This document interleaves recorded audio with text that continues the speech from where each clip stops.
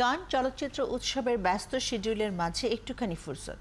বিশ্বের নানান জায়গা থেকে আসা সাংবাদিকদের মধ্যাহ্ন ভোজের আমন্ত্রণ জানান শহরের মেয়র। কবছর ধরে এটাই উৎসবের রীতি।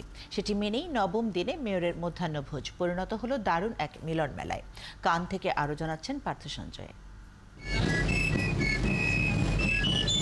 এমন সম্ভাষণে অতিথি সাংবাদিকদের বরণ উৎসবে শুধু মেয়রের আমন্ত্রণেই মেলে। উঁচু পাহাড়ে শহরের মেয়র ডেভিড লিসনারদের দেয়া মধ্যাহ্ন ভোজ উৎসবে যোগ দেয়া সাংবাদিকদের একটুখানি অবসর। টানা উৎসব শিডিউলে রেড কার্পেট, একের পর এক স্ক্রিনিং, ফ্রি মার্কেট সহ পেশাগত নানা ব্যস্ততায় যখন কিছুটা ক্লান্তি ভর করেছে, তখন এই মধ্যাহ্ন ভোজ দিয়েছে অনাবিল আনন্দ।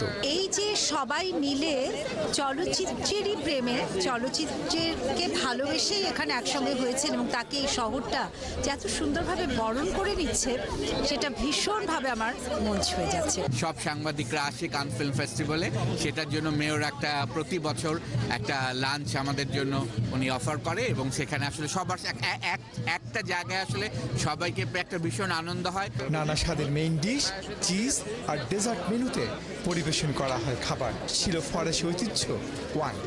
সেই খাবার পরিবেশন যারা করছিলেন তারাও ছিলেন দারুণ আনন্দিত। It's great in Cannes and it's wonderful days in today. It's weather is good and people is very nice. How was the food? Food. How was food? Oh, dear sister. I love the veggies. খাবারের প্রশংসাও ঝরল সাংবাদিকের কণ্ঠে। সাংবাদিকদের সম্মানে দেয়া এই মধ্যাহ্ন ভোজে যোগ দিয়েছিলেন প্রতিযোগিতা বিভাগের বিচারকেরাও।